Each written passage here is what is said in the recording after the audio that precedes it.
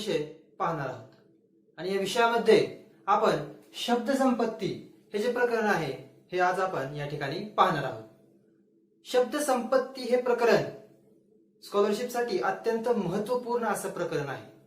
म्हणजे त्यामध्ये नेमकं काय येतं तर समानार्थी शब्द, विरुद्धार्थी शब्द, म्हणी, वाक्यप्रचार, लिंग, वचन, त्यानंतर आहेत साहित्य, साहित्य कोणी लिहिलं त्यांची नावे, साहित्यकार, सामान्य ज्ञान, टोपण नावे, अशा पद्धतीने अनेक जे शब्द संपत्तीमध्ये जे प्रकार आहेत एवढे सगळे, ह्या सगळ्यावरती एक एक दोन दोन प्रश्न हे स्कॉलरशिपसाठी विचारले जातातच. म्हणून हे जे प्रकरण आहे हे अत्यंत महत्वाचं प्रकरण आहे. आणि शब्द संपत्तीची जी आमची पीडीएफ तुमच्याकडे आहे ती पीडीएफ म्हणजे त्यामध्ये समानार्थी विरुद्ध शब्द असतील, म्हणी असतील, वाक्यप्रचार असतील, हे सर्व तुम्ही पाठ करायचं आहे, हे लक्षात ठेवायचं आहे आणि तरच तुम्हाला ते मार्क मिळतील हे लक्षात ठेवायचं.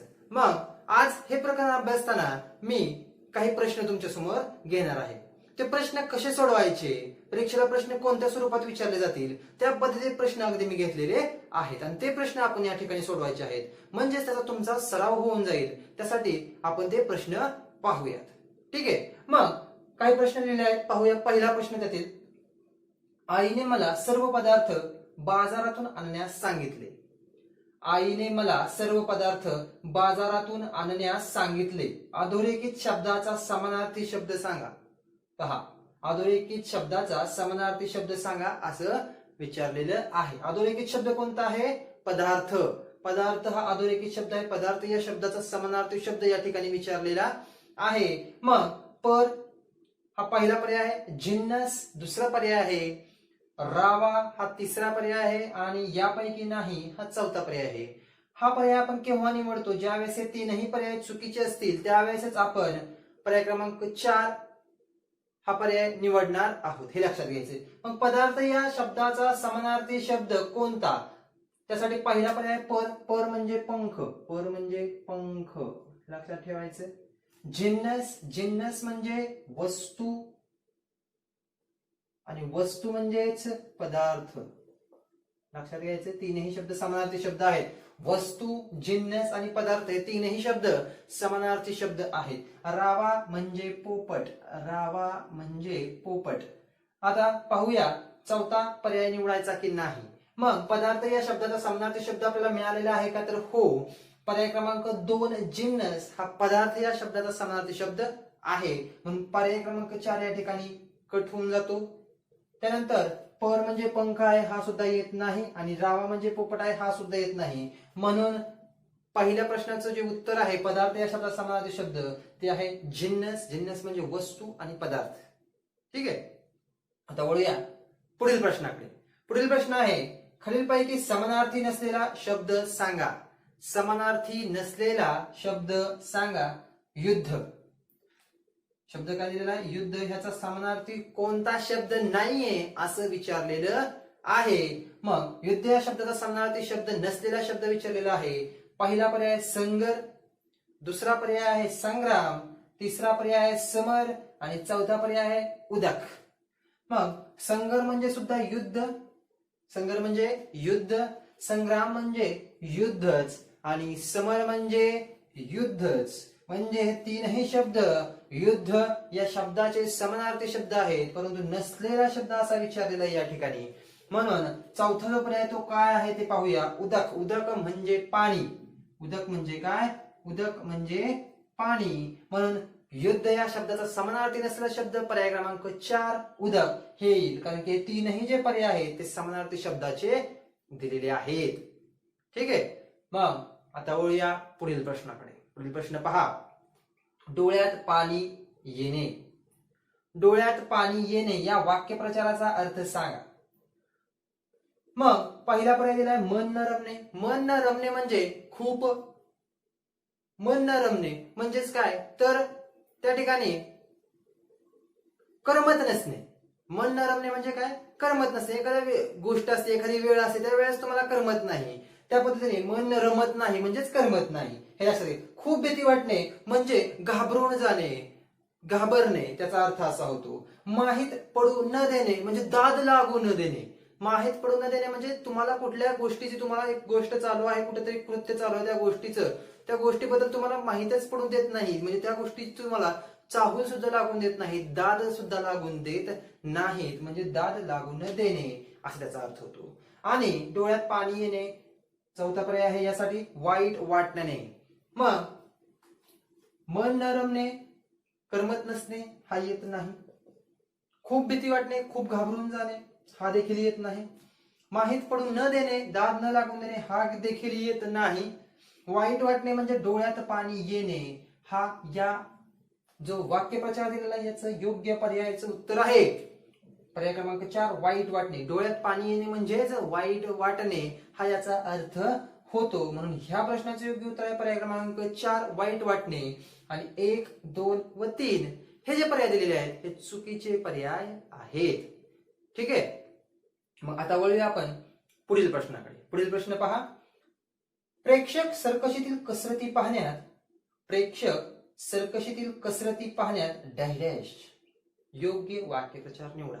म्हणजेच हे वाक्य आपल्याला पूर्ण करण्यासाठी योग्य वाक्यप्रचार निवडायचा आहे.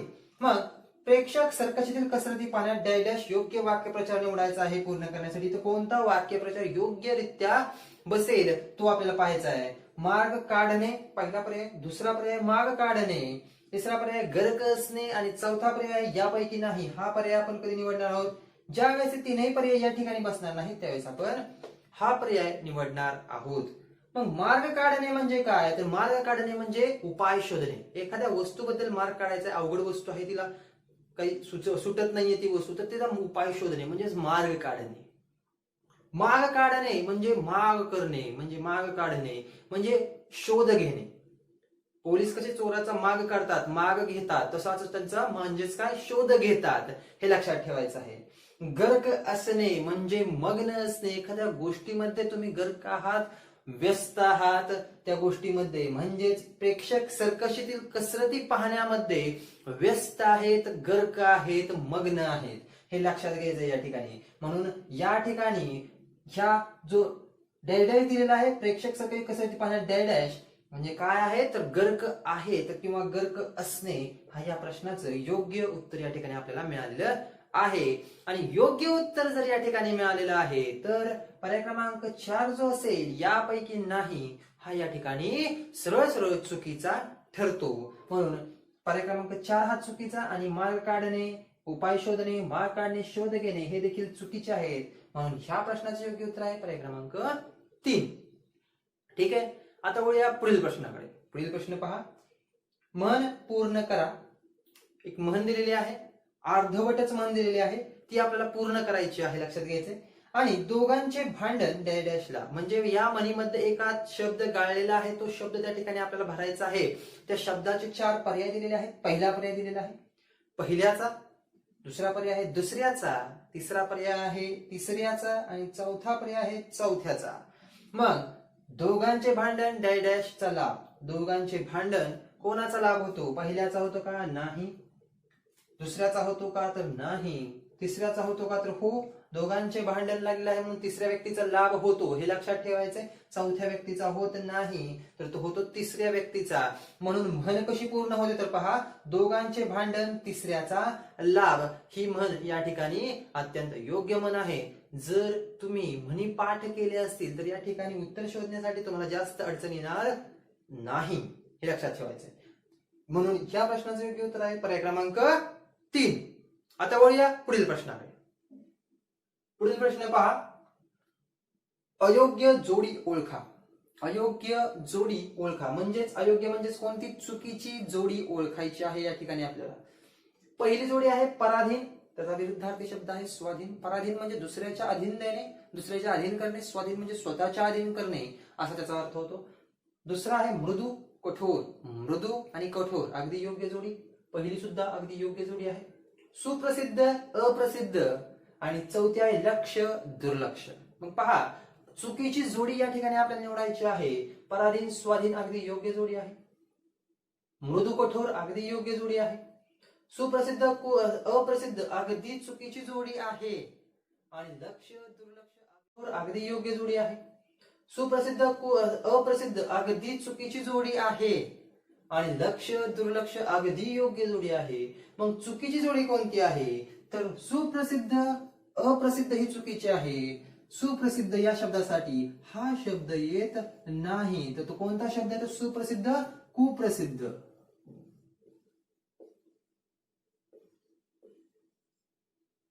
सुप्रसिद्धसाठी कोणता शब्द येतो? तर कुप्रसिद्ध हा शब्द त्या ठिकाणी योग्य त्याचा विरुद्धार्थी शब्द आहे. म्हणून अयोग्य जोडी ओळखासाठी कोणता पर्याय बरोबर आहे? तर पर्याय क्रमांक 3 हा अयोग्य पर्याय. म्हणून ह्या प्रश्नाचं योग्य उत्तर आहे ते पर्याय क्रमांक 3. हे लक्षात घ्यायचंय. ठीक आहे. मग आता वळूया आपण पुढील प्रश्नाकडे. पुढील प्रश्न पहा. भाग्यवंत या शब्दाचा विरुद्धार्थी शब्द सांगा. भाग्यवंत या शब्दाचा विरुद्धार्थी शब्द विचारलेला आहे. 4 पर्याय दिलेले आहेत आपल्याला त्यासाठी. पहिला पर्याय आहे अभागी, दुसरा पर्याय आहे दुर्भागी, तिसरा पर्याय आहे यशस्वी आणि चौथा पर्याय आहे पापी. असे 4 पर्याय दिलेले आहेत. मग अभागी म्हणजेच भाग्यवंत, म्हणजे त्याचा विरुद्धार्थी शब्द भाग्यवंत.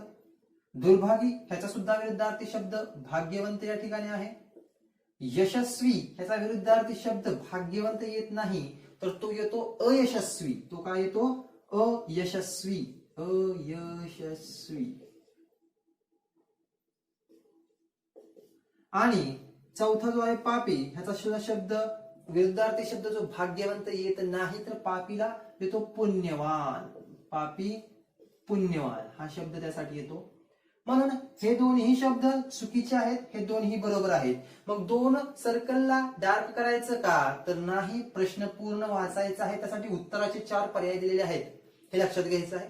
पहिला पर्याय दिलेला आहे केवळ 3 व 4 योग्य, दुसरा दिलेला आहे केवळ 1 व 2 योग्य, तिसरा आहे केवळ 1, 2 आणि 3 योग्य, चौथा दिलेला आहे यापैकी नाही. अशा स्वरूपाचा ज्यावेळेस प्रश्न असतो त्यावेळेस प्रश्न, उत्तर आणि पर्याय अगदी लक्षपूर्वक वाचायचे आहेत. हा असा स्वरूपाचा प्रश्न हा नेहमी फसवतो आपल्याला. त्यासाठी आपल्याला उत्तर काय दिलं आहे हे पाहायचं आहे, लक्षात ठेवायचं आहे. उत्तर काय आपलं पहिला आणि दुसरा योग्य हे लक्षात ठेवायचं आहे अगोदर, आणि त्यानुसारच आपण पुढे क्रम करायचा आहे. मग केवळ 3 व 4 योग्य, 3 व 4 योग्य आहेत का? तर नाहीत, म्हणजे हा पर्याय येत नाही. त्यानंतर पहा केवळ 1 व 2 योग्य, हो केवळ 1 व 2 योग्य आहेत, म्हणून हा पर्याय बरोबर येतो. परंतु आला म्हणून लगेचच पुढचे पर्याय पाहायचे नाहीत, असं करायचं नाही. म्हणून तिसरा पर्याय पाहूया. केवळ 1, 2 व 3 योग्य, 1 योग्य आहे, 2 योग्य आहे व 3 ही योग्य आहे. 3 योग्य आहे का? तर नाही, परंतु इथे घेतलेला आहे, म्हणून हा जो पर्याय आहे तो चुकीचा आहे. मग आपल्याला या ठिकाणी 1 व 2 हे जे पर्याय आहेत हे केवळ 1 व 2 योग्य दुसरा पर्यायामध्ये आपल्याला बरोबर सापडलेले आहेत, बरोबर की नाही? म्हणून यापैकी नाही हा पर्याय या ठिकाणी आपोआपच रद्द होतो, हे लक्षात घ्यायचे. म्हणून ह्या प्रश्नाचं योग्य उत्तर काय येईल? मग केवळ 2 योग्य म्हणजे पर्याय क्रमांक 2. इथे जरी 1 आणि 2 योग्य असतील तरी उत्तरामध्ये पर्याय कोणता दिलेला आहे? 1 व 2 हे दुसऱ्या पर्यायामध्ये दिलेले आहेत. म्हणून फक्त दुसऱ्या पर्यायालाच डार्क सर्कल करायचं आहे, हे विसरायचं नाही. पुढे पहा. म्हणून या प्रश्नाचे योग्य उत्तर आहे पर्याय क्रमांक 2. आता वळूया पुढील प्रश्नाकडे. सोबतच्या आकृतीत एक म्हण दडलेली आहे. सोबतच्या आकृतीत, आकृती म्हणजे ही आकृती आहे, ह्या आकृतीमध्ये एक म्हण दडलेली आहे. ती शोधून समोरून तिसरे अक्षर सांगा. ती शोधायची आहे, ती लिहायची आहे आणि त्या समोरून तिसरं अक्षर शोधायचं आहे. मागून काही प्रश्नामध्ये मागून विचारतात, मागून दुसरे, तिसरे, पाचवे, पुढून दुसरे, तिसरे, पाचवे अशा पद्धतीने विचारले जातात. मग या ठिकाणी विचारलेलं आहे समोरून तिसरे म्हणजे पुढून तिसरे अक्षर असं विचारलेलं आहे, हे लक्षात ठेवायचं आहे आपण. ठीक आहे. मग ही म्हण सोडवण्यासाठी नेमकं कशी सोडवायची त्याची एक पद्धत आहे, ते मी तुम्हाला सांगतो. नीट पहा. अगोदर अशा ठिकाणी अशी जर म्हण दिलेली असते, ही म्हण सरळ सरळ कधीच दिलेली नसते. आकृतीमध्ये सरळ सरळ म्हण दिलेली नसते, त्याचे अक्षर इकडे तिकडे केलेले असतात, हे लक्षात ठेवायचं आहे. मग त्यासाठी अक्षर किती आहेत ते मोजून घ्यायचे अगोदर. 1, 2, 3, 4, 5, 6 अक्षर आहेत. ठीक आहे. म्हणजे म्हण किती अक्षरी आहे? तर 6 अक्षरी म्हण आहे. मग अक्षर आपल्याला माहित झाली 6 अक्षरी म्हण आहे. मग आपल्याला त्यातली 1, 1, 2, 2 शब्द हे जे आहेत अक्षर जोडायचे आहेत आणि शब्द कसे तयार होतात ते आपल्याला या ठिकाणी पाहायचं आहे. मग अथे असा शब्द होतो का? तर नाही. ते मा होत नाही, ती होत नाही. मग अते होत नाही, अमा होत नाही, अति होतो का? हो, अति होतो. अति हा शब्द होतो. नंतर दुसरा शब्द कसा तयार होतो पहा. माती सुद्धा तयार होतो. मग ज्या वेळेस आपण ते शब्द उचललेले आहेत म्हणजे घेतलेले आहेत आणि त्याचा शब्द तयार केलेला आहे त्या अक्षरांचा, त्यावेळेस त्या अक्षरावरती फुली मारायची आहे. घेतलेला आहे आपण म्हणून फुली मारायची. ती पहिली वेलांटी घेतलेली आहे, फुली मारायची. या ठिकाणी वेलांटी सुद्धा लक्षात घ्यायची आहे. पहिली वेलांटी आहे का दुसरी वेलांटी आहे? या ठिकाणी उत्तरामध्ये पहा, पहिली वेलांटी आणि दुसरी वेलांटी हे सुद्धा पर्याय दिलेले आहेत. म्हणजेच वेलांटी कुठे कशी लिहायची आहे हे सुद्धा तुम्हाला त्या म्हणीमध्ये माहिती पाहिजे कुठे लिहिलेले आहे ते. म्हणून म्हणी वाचताना योग्यपूर्वक आणि लक्षपूर्वक तुम्ही वाचायच्या आहेत, हे लक्षात घ्यायचं आहे. मग आती, माती, मा आणि ती दुसरी वेलांटी झालं. किती अक्षर गेली? 1 2 3 4. राहिलं थ, थे आणि ते. मग तिसरा जो शब्द तयार होतो आपला ते थे हा शब्द तयार होतो. आता हे शब्द आपण बनवलेले आहेत अक्षरांपासून. इथले अक्षर घेऊन आपण शब्द बनवलेले आहेत. मग आती, माती, तेथे म्हण थोडीशी काहीतरी जुळत नाहीये, मग ती जुळवायची आहे आता आपल्याला. अति, तेथे, माती म्हण कशी जुळेल मग? अति, तेथे, माती म्हण कशी झाली? अति, तेथे, माती. ह्याचा म्हणीचा अर्थ काय होतो? तर ज्या ठिकाणी एखाद्या घटनेचा अतिरेक होतो त्या ठिकाणी ती माती होते, म्हणजे माती म्हणून होती ती घटना, असा त्याचा अर्थ या ठिकाणी होतो. परंतु आपल्याला या ठिकाणी अर्थ विचारलेला नाही. काही वेळेस अर्थ सुद्धा विचारतात, परंतु इथे विचारलेला नाही. मग इथे विचारलेलं काय आहे? समोरून तिसरे अक्षर कोणते? आता आपण म्हण तयार केलेली आहे पहा. आधी आपण काय केले? नंबर्स लिहिले. ठीक आहे, म्हणजे अक्षर किती आहेत ते मोजले अगोदर. त्या अक्षरांपासून एक एक शब्द आपण बनवले, ते लिहिले. त्या शब्दांपासून शब्द एकत्र केले, म्हणजे ते शब्दांची बरोबर नियोजन केलं आणि ती म्हण आपण वाक्याच्या स्वरूपात या ठिकाणी मांडलेली आहे. आता म्हण आपल्याला माहित झालेली आहे. मग आता प्रश्न नेमका काय विचारलेला आहे? त्या परत प्रश्नाकडे आपण जायचं आहे. प्रश्न असा विचारलेला आहे की समोरून तिसरे अक्षर सांगा. मग हे पहिलं अक्षर, हे दुसरं अक्षर, हे तिसरं, हे चौथं, हे पाचवं आणि हे सहावं, म्हणजे 6 अक्षर होते. ते 6चे 6 अक्षर या ठिकाणी आलेले आहेत. मग आपल्याला विचारलेलं आहे तिसरं अक्षर. तिसरं अक्षर कोणतं आहे? तर ते हे तिसरं अक्षर आहे. मग या ठिकाणी ते अक्षर कोणतं आहे? 1 2, इथे तिसरं अक्षर आहे. म्हणून ह्या प्रश्नाचं योग्य उत्तर आहे पर्याय क्रमांक 4. हे या प्रश्नाचं अगदी योग्य उत्तर आहे, हे लक्षात घ्यायचं आहे. ठीक आहे. मग या ठिकाणी आपण काही प्रश्न पाहिलेले आहेत. काही समजले नसेल तुम्हाला तर तुम्ही मला विचारू शकता. धन्यवाद.